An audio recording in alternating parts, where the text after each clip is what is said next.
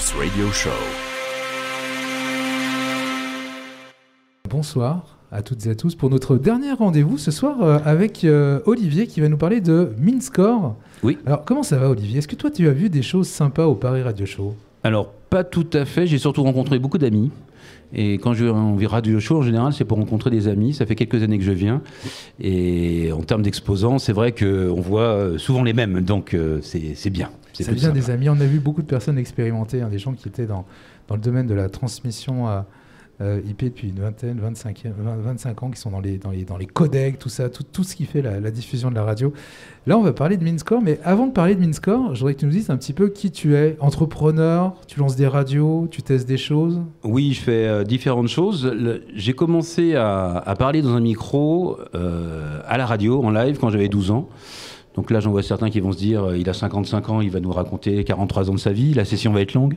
Non, je vais faire rapide. C'est juste pour vous dire que je suis un vrai passionné de radio et qu'il ne s'est pas passé une semaine sans que j'aille dans un studio de radio parce que j'aime vraiment ce média. J'ai une affinité particulière. Le seul moment où j'ai pas passé effectivement de temps en radio, c'est quand je suis venu à Paris en 1992. Je suis venu faire une école de cinéma, mais la radio m'a énormément manqué. Au bout de 2 mois, j'ai envoyé une maquette à WeFM et j'ai été embauché à WeFM comme animateur. Et là-bas, j'ai réussi à faire tous les métiers. À l'époque, on était un petit peu tout, directeur technique, producteur, animateur. Et j'ai terminé responsable des programmes. C'était une très belle aventure. Et après 6 ans, en 1998, j'étais un peu fatigué. Je me suis dit, bon, je vais faire une petite pause d'1 an. Et une semaine après, je reçois un coup de téléphone d'un monsieur qui s'appelle Georges Polanski, qui était un des propriétaires d'une radio en Russie qui s'appelle Europa Plus. Et il m'a dit, ma radio, je suis pas content. Ça sonne bizarrement, il faut que tu viennes voir. Donc je suis allé le voir. Et là, j'ai fait mon premier mini call-out, si je puis dire, parce que quand je suis arrivé là-bas, j'ai écouté la radio et j'ai dit, mais ça sonne bizarrement. Ok, c'est la Russie, c'est pas le même pays, mais c'est un format que je connais, c'est la musique internationale, donc il devrait quand même y avoir des choses qui se recoupent. J'avais déjà écouté d'autres radios dans d'autres pays et il y avait des repères. Et ça fonctionnait pas. Et là, je me suis dit, je vais prendre 6 personnes de la radio, mais qui n'ont rien à voir avec la programmation musicale. Et puis on va leur faire écouter les titres. Et on a écouté 1500 titres. Il y avait 1500 titres qui étaient en diffusion. Et je leur ai dit, voilà, vous me dites si c'est un hit, et ensuite vous me donnez une note de 1 à 3. Petit tableau Excel, et après 2 jours, on avait écouté les 1500 titres. On est passé de 1500 titres à 350. Et là, j'ai pu effectivement créer des catégories, créer des horloges. Et le 3e jour, on lançait la programmation. Il y avait vraiment urgence, donc je voulais faire très vite. Donc évidemment, ça nous a permis assez vite de pouvoir de nouveau diffuser des hits à la radio, mais il nous manquait énormément d'informations. On n'avait pas d'informations sur le burn-out, on n'avait pas d'informations sur la passion des titres, etc.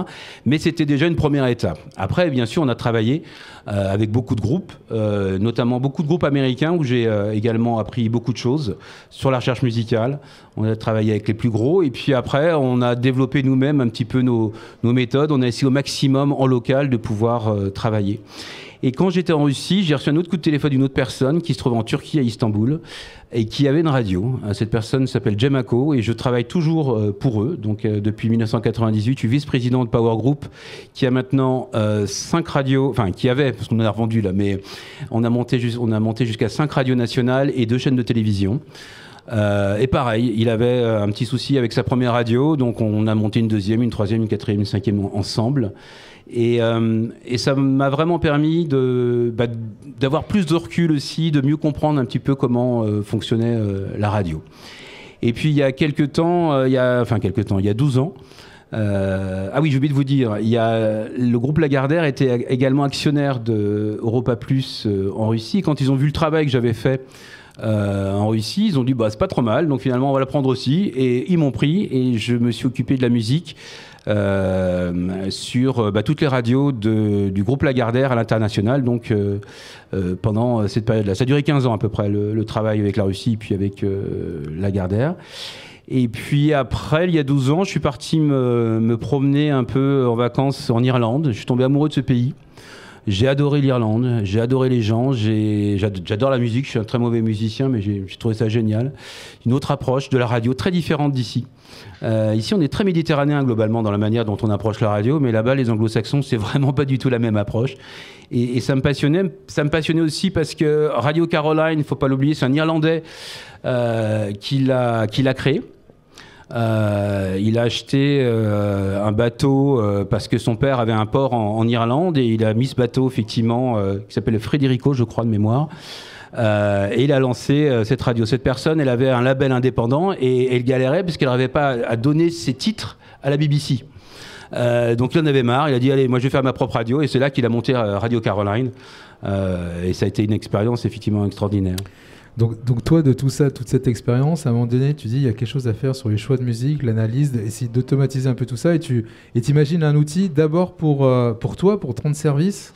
Oui. Service pour toi, mais pour tes radios dans un premier temps. Tout à c'est quoi? C'est MinScore, c'est ça? MinScore, tout à fait. Ça a démarré, ça s'appelait pas MinScore au démarrage, c'était vraiment un outil que j'ai fait développer pour des besoins que j'avais sur mes radios en Turquie. Donc ça a d'abord été un outil qu'on voulait développer pour nous.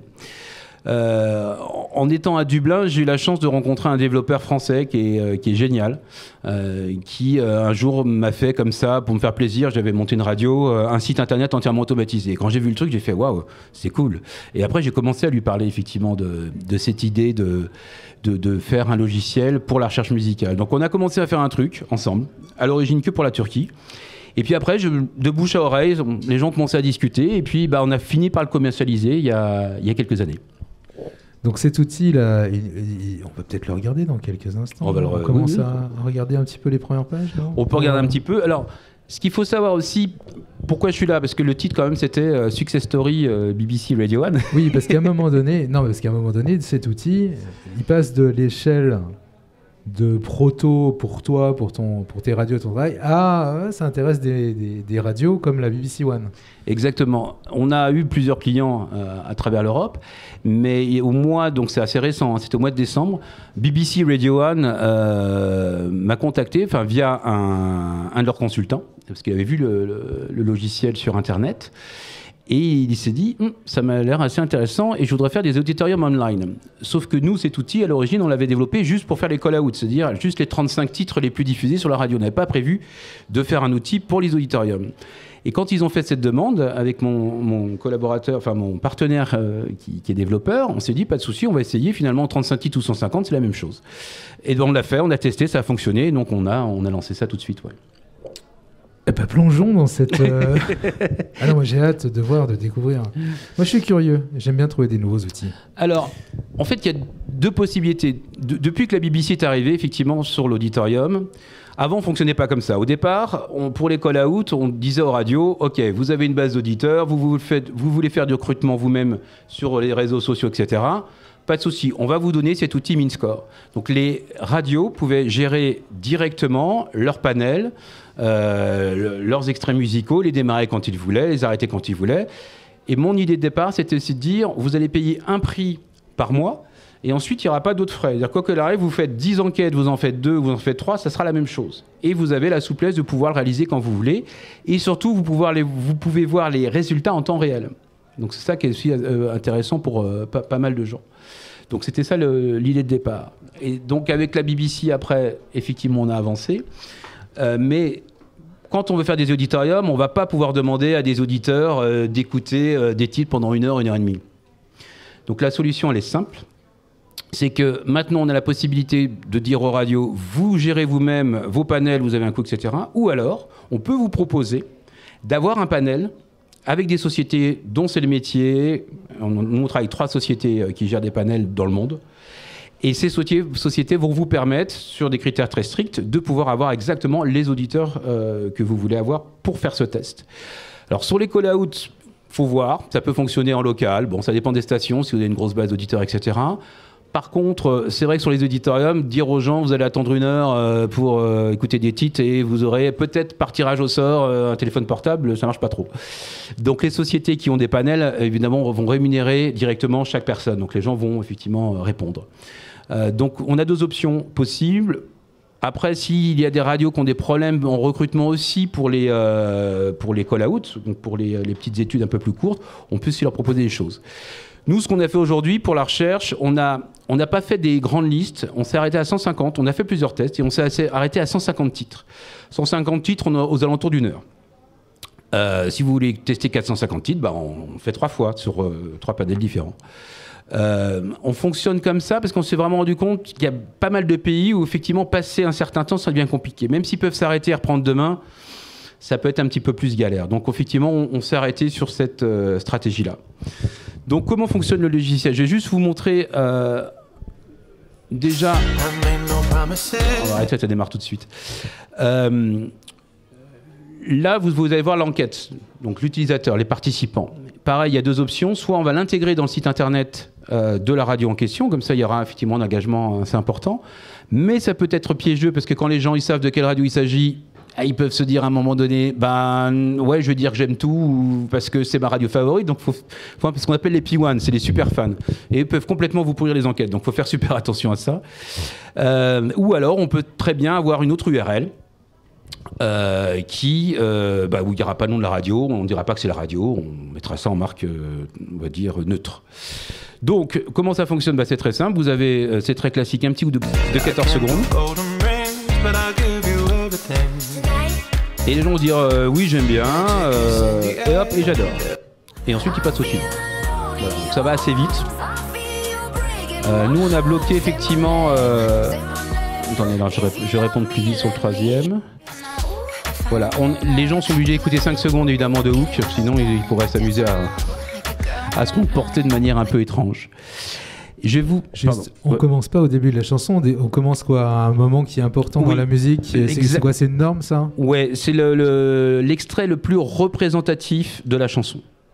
Donc en général, alors ça dépend des chansons, surtout maintenant. C'est vrai que dans le dernier tiers, c'est là où c'est un peu plus fourni, on a un petit peu plus de matière et que ça tourne bien. Donc ce qu'on appelle le hook en anglais, c'est parfois le refrain, mais parfois ce n'est pas le refrain. Donc c'est là où ça peut être un petit peu piégeux. Il faut faire attention, évidemment. Avec les réseaux sociaux, ça peut être le moment qu'on va retrouver dans un TikTok, dans une trend, le moment où finalement on ne s'attendait pas que ce soit dans la stat, mais c'est le moment qui va parler le plus aux gens, peut-être? Ça, non, on l'a pas trop vu. Non, c'est vraiment ce qui est communément pour le plus grand nombre est reconnaissable. Ouais. Mais bon, il faudrait effectivement peut-être pouvoir parfois prendre ça en compte. Donc, je veux juste rapidement vous montrer le back-office. L'idée, c'est pas de vous faire une démonstration de en long, en large, à travers. Juste sur les rapports pour vous montrer un petit peu comment ça fonctionne. Donc si vous avez un G-Selector déjà, vous pouvez exporter directement un rapport qui va vous permettre de créer donc des fiches de hook et après vous avez juste l'audio à mettre, donc ça va assez vite. Après vous pouvez également dupliquer l'enquête précédente sur la suivante parce qu'il est rare de retester l'intégralité de votre playlist par exemple. Souvent on change 4, 5 ou 6 titres mais pas plus, donc ça peut aller assez vite. Après vous avez juste quelques hooks à modifier. Sur les résultats, en fait, ça se présente comme ça. Donc, on a intégré différentes informations. Donc là, vous pouvez voir en temps réel, même si l'enquête n'est pas terminée, les résultats de votre enquête. Vous pouvez écouter les hooks ici directement pour voir à quoi ça ressemble aussi, si vous le désirez. Alors, pourquoi on a fait ça? C'est parce que parfois, on peut voir sur les rapports des résultats complètement nuls. Et on se dit, oups, pourquoi? Et quand c'est pas vous qui faites les hooks, vous savez pas qui a fait le hook, ça peut être complètement nul. Donc là, vous avez un résultat un peu louche, vous pouvez l'écouter directement et dire, ah ouais, c'est un petit peu bizarre. On a 3 niveaux en termes d'utilisateurs. On a un niveau administrateur où on peut avoir accès à tout. On a évidemment un niveau éditeur qui peut créer des enquêtes, les lancer, mettre des extraits musicaux, mais il peut pas accéder aux résultats.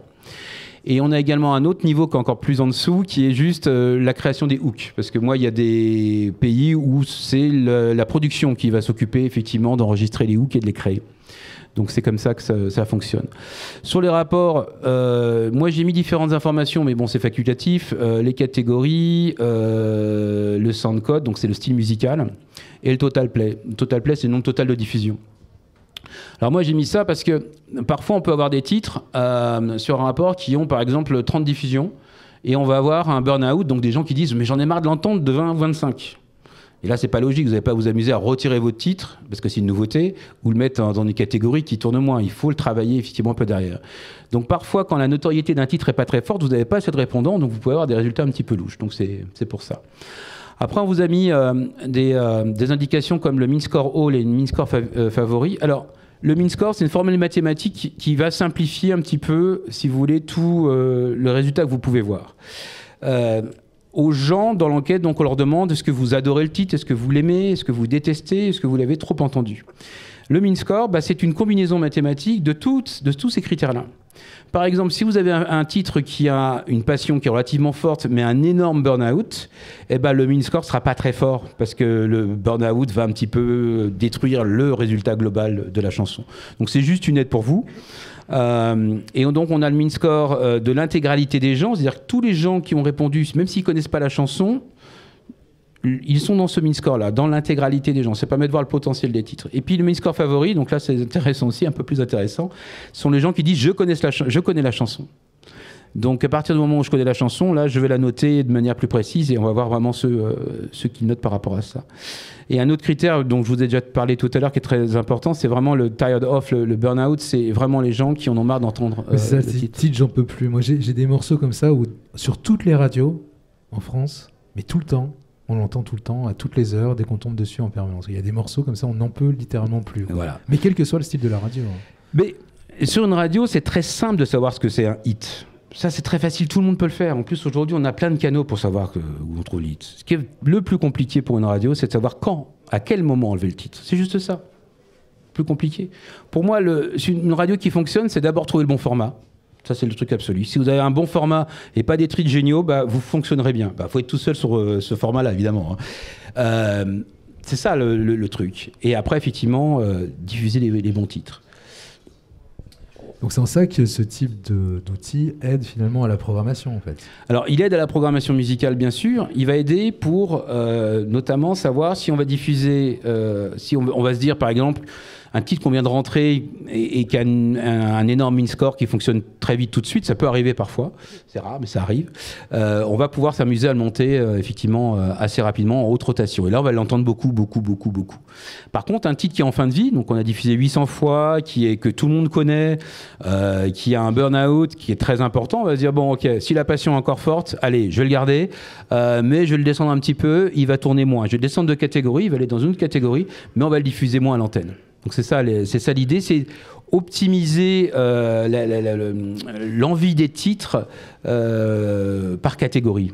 Et après créer évidemment ces horloges pour que tout ça soit cohérent, quoi. On ne va pas mettre à côté un titre, deux titres qui sont inconnus par exemple dans la construction. Donc ça peut aussi aider à ça avec la notoriété. D'autres fonctionnalités à nous présenter, petit bonus, ou peut-être des évolutions qui vont arriver.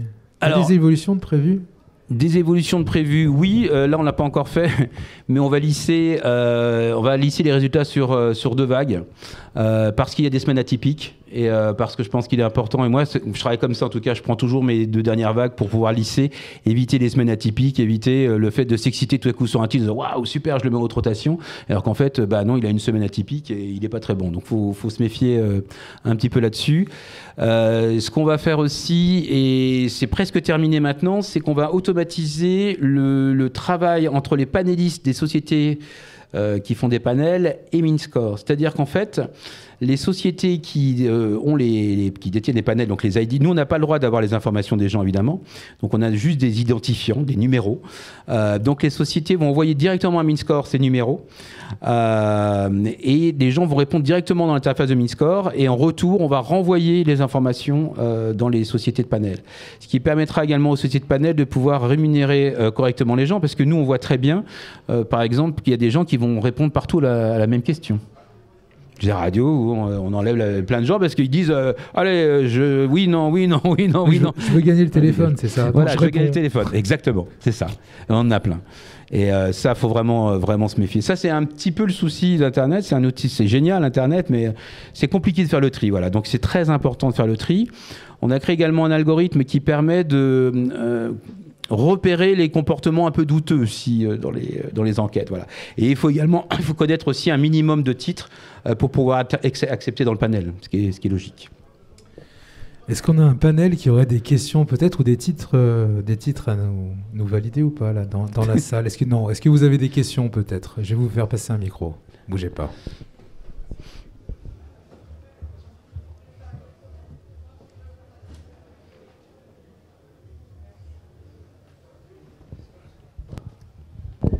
Bonjour.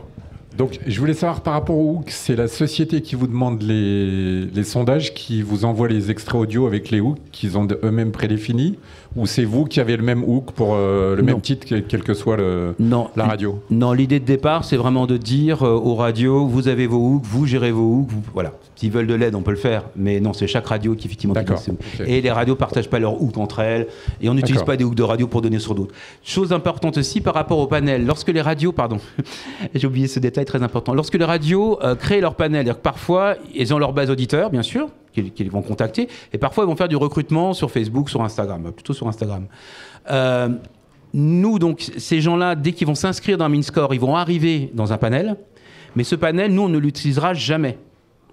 Il appartient à la radio. C'est-à-dire que demain, si vous voulez quitter MinScore, on vous donne votre panel. On ne s'en sert pas.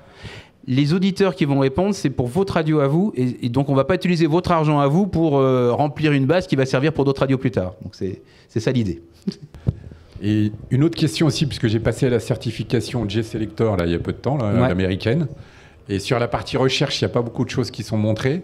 Donc au niveau des résultats de recherche, si on les intègre dans G-Selector, on peut voir combien d'arriérés sur les recherches sur un même titre. Alors de mémoire, je crois qu'on doit être sur 3 ou 4, mais il faut que je regarde. Donc ça peut s'enchaîner, quoi. C'est-à-dire si par exemple, si on le teste tous les 2 semaines ou toutes les semaines, on va voir effectivement à chaque fois les résultats qui correspondront à telle et telle date, etc. Alors, ouais, il y a 2 choses à faire. La première, donc, c'est envoyer les datas de G-Selector vers MinScore. Donc ça, on peut le faire évidemment pour créer des fiches. Oui, mais c'est pour la réintégration surtout. Et pour aller de l'autre côté, on peut le faire également. Donc là, il faut effectivement demander c'est du côté de RCS que ça se passe. On l'a déjà fait. Et on peut effectivement renvoyer les informations de l'autre côté. Oui.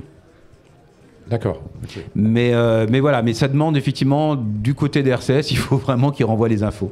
On l'a fait dans quelques radios et qui finalement l'utilisent de moins en moins puisqu'ils préféraient sur l'interface MinScore pour voir leurs résultats, choisir leur titre, etc. Alors ça dépend, c'est vraiment personnel après sur l'utilisation. Non, mais c'est surtout pour le réintégrer, c'est-à-dire qu'après à la limite ça puisse venir comme au niveau de la fiche sur G-Selector, ça arrive sur G-Selector comme information, quoi. Voilà, c'est ça. Oui, vous pouvez voir le détail. Ça va pas vous changer votre catégorie toute seule, heureusement, mais oui. Mais vous pourrez les résultats. Non, parce qu'il faut qu'il y ait des ID qui soient communs pour qu'après il n'y ait pas les problèmes de réconciliation, etc. Et tout, exactement. Et dans l'autre sens, ça fonctionne, c'est-à-dire que quand vous exportez vers G-Selector votre nouveau, par exemple, vos nouveaux hooks, ça va également intégrer tous les anciens, c'est-à-dire qu'en fait tous les total play, les soundcodes, les catégories vont également changer dans MinScore. Donc vous avez tout à jour effectivement à ce moment-là. Pardon, j'ai pas été très clair. Mais... Oui, c'est-à-dire que vous vous basez par rapport à ce que vous envoie la radio. Exactement. En disant voilà, on a tel artiste, tel titre, le total play, etc. Ça qui viennent de la radio. Tout à fait. Ils vous fournissent aussi l'empreinte sonore. Oui. Voilà. Et mais ils nous fournissent rien en fait. Ils le font eux-mêmes. Je vais vous montrer. C'est-à-dire qu'en fait. Nous on est super fainéants, on ne fait rien du tout, c'est vous qui faites tout le boulot. C'est-à-dire que si à 11h du soir, un jour, vous vous dites tiens, je voudrais faire de la recherche musicale, vous pouvez lancer votre enquête tout de suite. D'accord.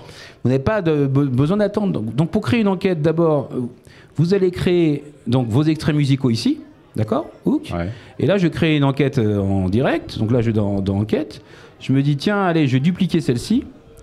Donc comment ça passe? Il faudrait peut-être que je mette mes lunettes. Hop. Alors, j'ai pas la bonne souris, donc ça va pas le faire. Ça y est. Donc j'ai créé une autre enquête qui s'appelle Ma Radio numéro 2, là. Je vais l'éditer. Je dis voilà, Ma Radio numéro 2, nouvelle enquête. Quand est-ce que je la démarre? On est le combien aujourd'hui? Là, je suis en 2019, donc c'est un peu loin. On est le 27 janvier, je crois. Donc on va partir. 27, oui, c'est ça. 27. On est le 27, ok. Donc 2025, on est le 27. 28, pardon. Bon, allez, on va dire 28, c'est bon. Janvier 2025, donc je démarre aujourd'hui. Je vais arrêter le 10, le 12, 02 2025, voilà. Je n'ai pas le bon clavier, désolé. Ok. Je dis, bon, là, je mets mes hooks. Alors, pour mettre ces hooks, c'est assez simple. Il suffit d'aller ici, dire, tiens, on tape les 3 premières lettres. Et là, hop, David Guetta, pof, il se rajoute là-dedans, il s'est mis là. Je le bouge comme je veux. Ce hook-là, j'en veux pas, je l'enlève. Vous pouvez l'enlever. Voilà. Et là, vous dites, OK, c'est bon. Je clique sur, alors, pof, save, ici d'abord. Donc, je sauvegarde effectivement l'enquête. Et ensuite, back to the list. Et là, je vais devoir effectivement apparaître avec ma date de début, ma date de fin, etc. et tout le détail. Donc là, votre enquête, à partir de minuit cette nuit, enfin là, ça ne va pas le faire. Oui, à partir de minuit cette nuit, ça va envoyer automatiquement un email à toute votre base. C'est-à-dire que vous, en tant que radio, vous envoyez un email la première fois. Parce que moi, pour les droits de GDPRP, c'est combien en français? RGPD. RGPD, merci. J'ai pas le droit d'envoyer des emails. Donc vous pouvez par exemple envoyer vos emails. Les gens, ils vont arriver ici, ils vont retaper leur email, leur sexe, leur âge, les informations dont on a besoin, quelle radio ils ont écouté la semaine dernière, enfin tout ça pour savoir ce que c'est. Et à partir de ce moment-là, ils vont rentrer dans cette base-là.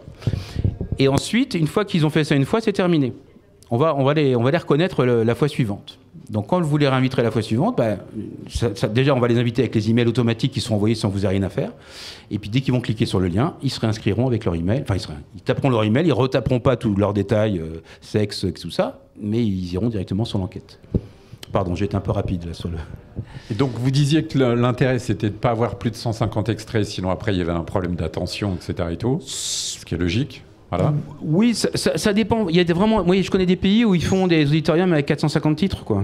D'accord. Ça dépend du cadeau, ça dépend du pays, ça dépend de beaucoup de choses.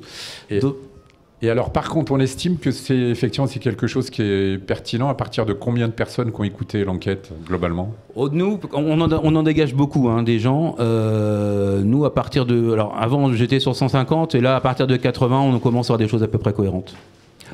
80 sélectionnés, pas participants. C'est ça, oui, d'accord. Moi, il y a des radios où... C'est-à-dire 80, 100, en gros, dès que vous avez atteint 100, admettons, vous dites, voilà, ça commence à être à peu près... oui, puis on le voit d'une semaine sur l'autre. Ça donne une tendance, quoi. Voilà. On le voit, ça reste cohérent. Après, ça dépend encore des pays, mais oui, globalement, c'est ça. Après, il y a des pays où on va en retirer, pour vous donner une idée, on peut avoir 300 participants, et à la fin, il va nous rester 100 enquêtes sélectionnées, vous voyez. D'accord. Et pourtant, tout le monde était dans les critères qu'il fallait, etc., quoi. Mais voilà, on les dégage comme ça. Et d'un point de vue coût, il faut compter quel billet d'entrée, admettons, si on veut faire tester 150 titres sur... Alors, alors, en fait, c'est simple. Pour les gens enquête classique, ça coûte combien pour une radio, globalement? Alors, ouais, nous, on ne fonctionne pas comme ça. En fait, en gros, c'est... Si vous prenez un abonnement annuel qui coûte 249 € par mois, d'accord, vous faites autant d'enquêtes que vous voulez, que ce soit auditorium, call-out, tout ce que vous voulez, c'est comme vous le souhaitez. Ça doit se bousculer, alors, du coup, là. Et par contre, comme je vous expliquais sur l'auditorium, nous on fait du volume, donc effectivement c'est l'avantage. Mais si vous voulez effectivement faire de l'auditorium, sans panel de société professionnelle, là ça va être beaucoup plus compliqué. Donc pour faire du call-out... Ah oui, vous voulez dire, c'est-à-dire qu'avec l'abonnement 249, vous avez vos propres auditeurs globalement qui sont identifiés, ils passent par vous pour créer les enquêtes, etc., pour faire l'écoute, pour calculer, etc.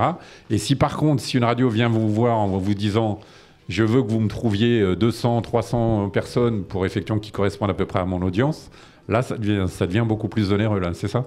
Voilà, c'est plus cher. Après, ça dépend du pays, etc. En gros, pour vous donner une idée, sur un panel, donc on est sur un panel sélectionné, donc c'est 150 personnes de sélectionnées, pour 150 titres, donc 1 heure d'interview à peu près, on est sur 2300 € à peu près. D'accord. Okay. Mais pour le panel, c'est juste le panel. Oui, d'accord. Donc en gros, pour résumer, nous on donne un outil, on vous aide aussi, on peut vous accompagner, vous dire voilà comment gérer au départ, bien sûr, les enquêtes. Mais après, c'est un outil que vous pouvez utiliser pour lancer des enquêtes, vous comme vous le désirez, à n'importe quel moment. D'accord. Et l'autre chose intéressante, parce que ça c'est une question aussi, qui se pose parfois, c'est les histoires d'algorithmes. Parce qu'on nous dit souvent, attends, ça sert à quoi? Il y a Spotify, YouTube, je regarde le nombre de vues, puis c'est bon, ça va fonctionner. Alors il y a deux choses. La première, c'est, je connais très bien la Turquie. Si vous faites ça en Turquie, vous êtes sûr de perdre, parce qu'ils achètent tous des vues et des écoutes. Donc n'importe quel artiste inconnu turc, en 24 heures, fait plus d'écoutes que Taylor Swift. Donc là, vous vous dites, il y a un petit truc qui va pas quand même. C'est fort. Ils sont très forts. Bon, la musique n'est pas énormément consommée sur Spotify en Turquie, c'est surtout sur YouTube. Mais on le voit vraiment sur YouTube, c'est vraiment monstrueux. Donc ça, c'est intéressant aussi en termes de comportement. Et puis l'autre chose qui est importante aussi par rapport aux algorithmes, hormis ce détail, alors imaginons qu'on puisse faire le tri dans ce gros bazar, c'est que vous n'aurez pas le détail de la passion. Vous ne pourrez pas savoir si les gens sont réellement passionnés. Vous pourrez savoir juste qu'ils ont écouté un titre. Mais vous ne pourrez pas savoir s'ils en ont marre de l'entendre. Vous ne pourrez pas savoir s'ils sont passionnés par le titre. Et ça fait toute la différence. Parce que là, dans le processus, c'est ça. Il y a deux questions. C'est au début, ils disent s'ils connaissent. C'est ça? Alors, est-ce que vous connaissez oui ou non? Ouais, c'est ça. Et après, ils ont quelque chose pour qualifier s'il y a le burn-out, s'ils adorent, exactement. Ceci, cela. Là, on le retrouve ici. Je suis désolé, j'ai dû aller un peu trop vite, en fait, sur l'explication. À la fin de journée, je parle trop vite, c'est ça. Je vais vous remontrer ça. Allez, hop, tais-toi. Donc, celui-ci, on n'en peut plus. On n'en peut plus. Donc là, effectivement, vous répondez oui ou non. Hein, je connais pas. Et ensuite, vous dites j'adore. Donc ça, c'est la passion. C'est ce que vous retrouvez dans la colonne passion, en fait, après. Ensuite, j'aime bien. Je n'aime pas vraiment. Je déteste. Et j'ai trop entendu. Et le j'ai trop entendu, c'est ce qu'on appelle le burn-out. Voilà. C'est ce qu'on retrouve sur la dernière colonne à droite. Non. Non, vous pouvez dire... là, il y a 14 secondes, donc il faut qu'ils se rendent compte du truc. Mais c'est pour ça que je préfère, moi, vraiment regarder ceux qui disent « je connais le titre ». Hein, mais oui, les gens peuvent dire « oui, je connais le titre et je déteste ». Ou non, je ne te connais pas, mais ce truc, c'est quoi? C'est horrible, il y a des grosses guitares, j'ai horreur de ça, moi je préfère la dance, j'aime pas ces trucs de guitare qui bavent. Voilà, c'est un exemple. Eh bien, merci beaucoup. Avez-vous d'autres questions, peut-être? Une dernière avant de conclure? C'est en fin de journée. Hein. En tout cas, des fois, je crois que le créneau n'était pas terrible, en fait. Tout le monde voulait boire un coup, alors forcément. Et justement par rapport à cette question-là, qui était effectivement « je connais, mais je déteste », est-ce qu'on pourrait imaginer une solution pour arriver à faire des profils par rapport aux gens qu'on envoie? C'est-à-dire C'est-à-dire, en fait, souvent les gens, admettons, je sais pas, par exemple, il y a des gens qui sont branchés que rock ou des choses comme ça. Ça pourrait arriver. Si on demande à quelqu'un qui aime bien du rock de donner un avis sur un titre dance, j'ai compris, c'est sûr, il va être planté. Quoi, voilà. Alors, ce qui permettrait d'arriver à quelque part à refaire une segmentation dessus pour arriver à savoir que globalement, effectivement, certains avis peuvent être effectivement plus pertinents pour un certain style de musique ou même par rapport à une tranche d'âge qui fasse que voilà, qu'on puisse arriver, vous voyez ce que je veux dire, à affiner un petit peu plus le truc. Ça, je l'ai beaucoup fait, notamment avec les auditoriums, parce qu'on a plus de matière. On peut effectivement sortir des datas par rapport aux styles musicaux, ce dont vous me parlez, la passion d'un style musical sur une audience précise, ça on peut effectivement le sortir. Il y a des radios avec lesquelles j'ai travaillé qui avaient des formats niches, donc justement format rock, format... Là. Et sur ces radios-là, on s'est rendu compte d'une chose qui n'était pas forcément quelque part nécessairement une énorme audience. Et on s'est rendu compte que sur ces radios-là, parfois on avait des soucis parce qu'on n'avait pas les bonnes personnes justement qui répondaient résultat. Donc ce qu'on fait dans ces cas-là, on fait ce qu'on appelle des mix musicaux et on va effectivement faire et on aura un filtre supplémentaire, mais avant de commencer à écouter les hooks, on va faire un extrait musical par exemple avec du rock, un autre avec de la dance, et en fonction de ce que répondent les gens, ils vont participer à l'enquête ou ils ne participeront pas. Mais ça c'est vraiment plutôt vrai sur les formats thématiques, on va dire un peu plus niche. Mais ça on le fait définitivement, on l'a fait plein de fois. Moi je l'ai fait beaucoup en Turquie, je l'ai fait aussi sur d'autres pays, mais oui, bien évidemment ça on peut le faire. Et moi, je vais le faire également sur ma radio en Angleterre, que j'ai montée, parce que je suis un format pop-rock 100% British et Irish Music. Et j'ai ce souci-là aussi. C'est que dernièrement, je vois des mecs, la dance, ils disent « Ah, c'est tout pourri, ton truc ». En Angleterre ? Oui, en Angleterre, ouais. C'est quand même assez hétéroclite, hein, quand même, la prog anglaise. Hein. Ils peuvent passer très facilement du rock à la dance, ça n'a pas l'air de les perturber. Ouais, quoi. Oui, on a travaillé pour BBC Radio 1, donc on l'a un peu vu. C'était le sujet de la présentation, donc ils ont adoré et ça a bien marché. Et ça a bien marché, ils ont adoré, tout à fait. Ouais. Et espérons qu'ils reviennent. Eh ben, espérons. Non, mais ils nous ont surtout aidé à développer, quoi. C'est ça qui est génial. Oui. C'est qu'on... ça a amélioré, effectivement. On améliore tout le temps. Vu que mon partenaire est développeur, on améliore tout le temps l'outil, puisque dès qu'on a une demande, on se dit, on va pas en faire une usine à gaz, on essaie que ça soit cohérent pour tout le monde, mais on essaie vraiment de travailler là-dessus. Ouais. Eh ben top. Ça serait peut-être le mot de la fin, non? Encore une petite chose à ajouter. C'est pas mal, ouais. Fatigué, regarde, tout le monde dort. On est bien. plus, j'ai invité des amis qui voulaient pas venir pour faire de l'audience. Alors. Bon, merci beaucoup. Merci beaucoup en tout cas. Si vous avez d'autres questions, voilà, direct, vous pouvez venir me voir avec plaisir. Merci. Bonne soirée. Bonne soirée, merci.